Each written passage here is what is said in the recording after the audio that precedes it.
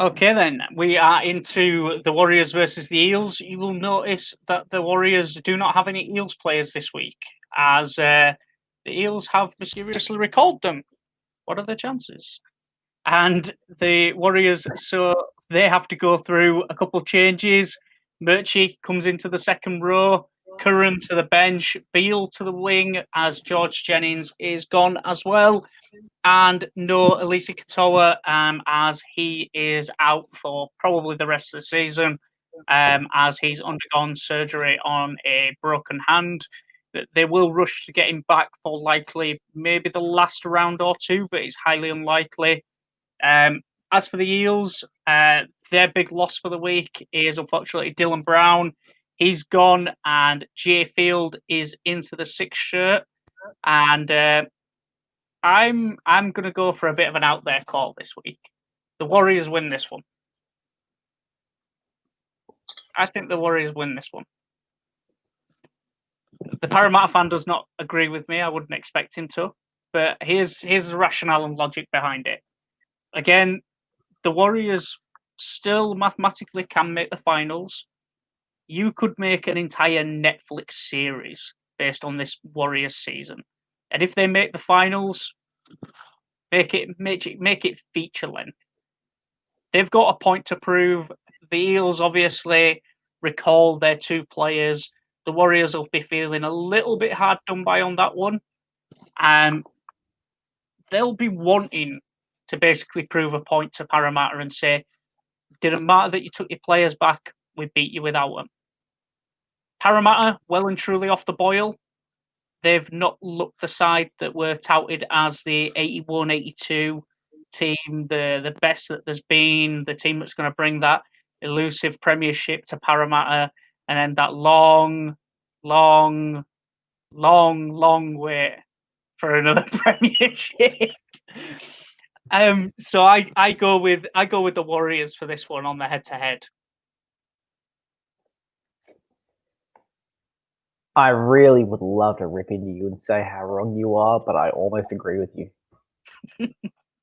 I almost agree with you. I am going heart over head on this one because my head, honestly, is telling me Warriors. I'm going with the heart. I am saying Parramatta. This is our second different game of the week.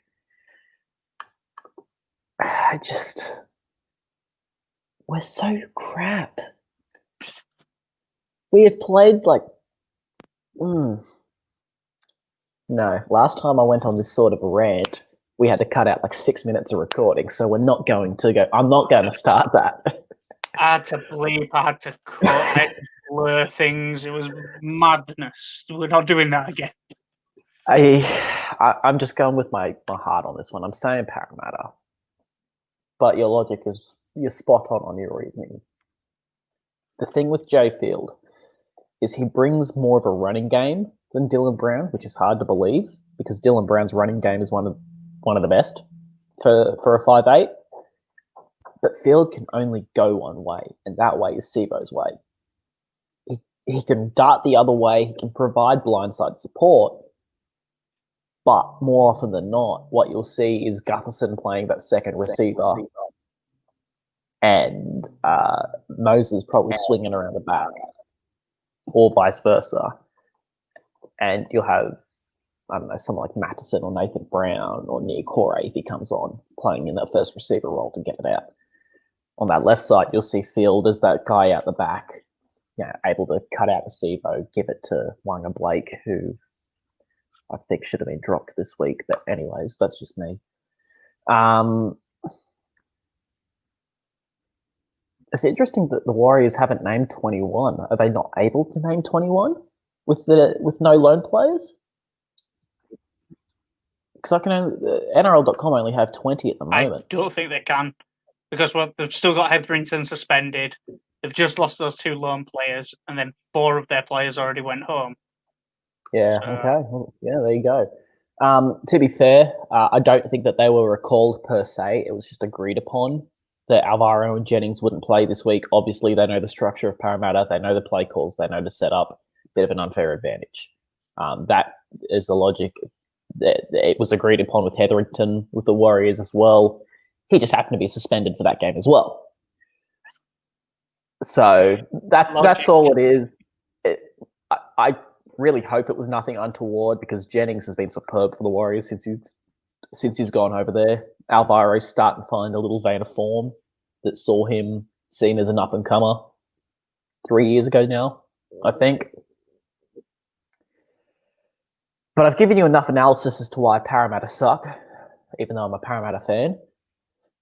I am going Parramatta.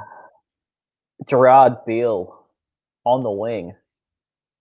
Oh, I'm going to regret this. I know I'm going to regret this. Blake Ferguson, he's got to score. I'm going back to it. Right? He's got to, right? Surely. Sivo's not going to score. It's not a banquest. Is it meant to rain? If it's meant to rain. Actually, hang on. Before I confirm my tip, let me check this. Please, while I look at the weather and become our CKM Red Rugby League meteorologist, please, your tip, sir. Oh God, I don't like anything in this game. So I am going to go for the Warriors on the head-to-head. I'm going to take Warriors 1-12. I think this is going to be one of those games where the Warriors turn up and you see the high completion Warriors where it's like 42 out of 46 or something daft like that. And all they're going to do is basically just frustrate the Eels. They're going to frustrate them into making mistakes. And what you see with the Eels as well is after 15 minutes, if things aren't clicking right, then it's not going to click at all. So I'm going to go Warriors head-to-head. 1-12 as well, just on a multi there. Well, there's this beautiful thing called a big win, little win that has the Warriors 1-12 at 4:33. Okay, yeah, just take that then. That works too. All right, the Warriors 1-12, 4:33. No multi because it is just one single bet. But yeah. I mean, honestly, I do not blame you whatsoever. Yeah, it's meant to be sunny. I'm still going Parramatta. If it was wet, I would have taken the Warriors, to be completely frank. Eels into Ferguson. I don't know. No, I don't know. It's painful to be a Parramatta supporter right now. It's absolutely painful. All right, here we go. Eels, Ferguson, Roger Tuivasa-Sheck. Sheck, if he gets an opportunity, he's going to go straight through. And he's going to target Wonga Blake because he can't defend worth a damn. Ferguson, Roger Tuivasa-Sheck, Eels, $8.50 on the multi. That seems low for what you're proposing there. For a guy that's not scored in 12 months and a fullback that's only got, 3 tries this season? I would have thought there'd be more value attached to it. Ferguson is $2 on the dot. The Eels are $1.37 at the moment. Roger Tuivasa-Sheck, $2.88. He also has scored something like 5 tries, 3 of those in the last month. So Roger's value's coming a little bit. But Eels into Ferguson were only paying $2.50. I was not going to just suggest that. Okay, and with that then we'll get on to our final game.